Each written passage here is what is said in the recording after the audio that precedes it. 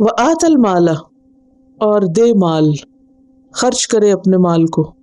اور مال میں نقد بھی شامل ہے، کرنسی بھی، اس کے علاوہ لباس، کھانا پینا، زمین، مال کی جتنی بھی قسمیں سب اس میں شامل ہے.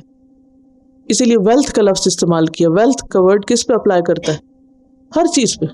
زمین، جائیداد، کھانا پینا، لباس، جو کچھ بھی آپ اون کرتے ہیں وہ ساری آپ کی ویلتھ ہے. تو اس کو خرچ کرے، صرف اپنے لیے نہ رکھ دے، صرف سمیٹتا ہی نہ رہے، جمع ہی نہ کرتا رہے، بلکہ آگے بھی دے. علی حبہ، اس کی محبت میں، یعنی خاص طور پر جب مال کی محبت ہو. اور زیادہ محبت مال سے کب ہوتی ہے؟ جب انسان کو اس کی ضرورت ہوتی ہے. کیونکہ جتنے آپ زیادہ ضرورت مند ہوتے ہیں اتنی آپ زیادہ فکر بھی کرتے ہیں، پھر اتنا ہی مال آپ کو ملنے پہ خوشی بھی ہوتی ہے کہ اوہ اتنا مل گیا، اب یہ ضرورت پوری ہو جائے گی. ویسے بھی انسان کی ویکنس ہے مال، لیکن خاص طور پر جب مال سے محبت ہو تو اس محبت کو کم کرنے کے لیے اسے نکالنا ضروری ہے.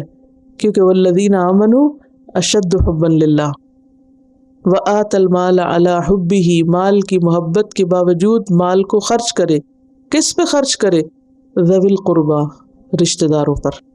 رشتہ داروں پر خرچ کرے. سب سے پہلا حق رشتہ داروں کا حق ہے، اور اس کی بہت سی ہمیں احادیث سے وضاحتیں ملتی ہیں. مثلاً یہ کہ عام لوگوں پہ خرچ کرنا 1 گنا اجر رکھتا ہے، جبکہ رشتہ دار پہ خرچ کرنا 2 گنا. اس میں ایک بہترین مثال جو بہت ہی اس آیت سے قریب تر ہے، لن تنالوا البر حتی تنفقوا مما تحبون کی ہے، کہ تم نیکی کو پا ہی نہیں سکتے. لن تنالوا البر، اور یہاں بھی کیا ہے؟ لیس البر، تم نیک بن ہی نہیں سکتے جب تک کہ تم وہ خرچ نہ کرو جس سے تم محبت کرتے ہو. اپنی محبوب چیز اللہ کے راستے میں خرچ کرو. جب یہ آیت نازل ہوئی تو صحابہ کرام کا تو طریقہ یہ تھا کہ جو حکم سنتے تھے سیدھے عمل پہ جاتے تھے، کچھ نہ کچھ عمل ضرور کرتے تھے. تو حضرت ابو طلحہ تھے، مدینہ کے بہت دولت مند لوگوں میں سے تھے. ان کا ایک باغ تھا جس کے اندر ایک کنواں تھا میٹھے پانی کا. نبی صلی اللہ علیہ وسلم اس باغ کے اندر تشریف لے جاتے تھے اور اس کا میٹھا پانی بھی پیا کرتے تھے. اور اس میں کھجور کے کئی 100 درخت تھے، بہت ہی عمدہ قسم کا مال تھا.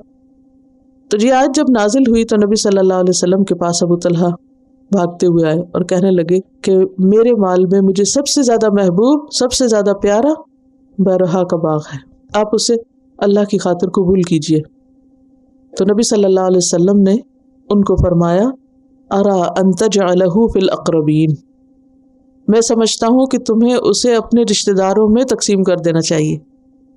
اور پھر انہوں نے آپ کے حکم پر عمل کرتے ہوئے ایسا ہی کیا، اسے اپنے چچا کے بیٹوں اور دیگر رشتہ داروں پر تقسیم کر دیا.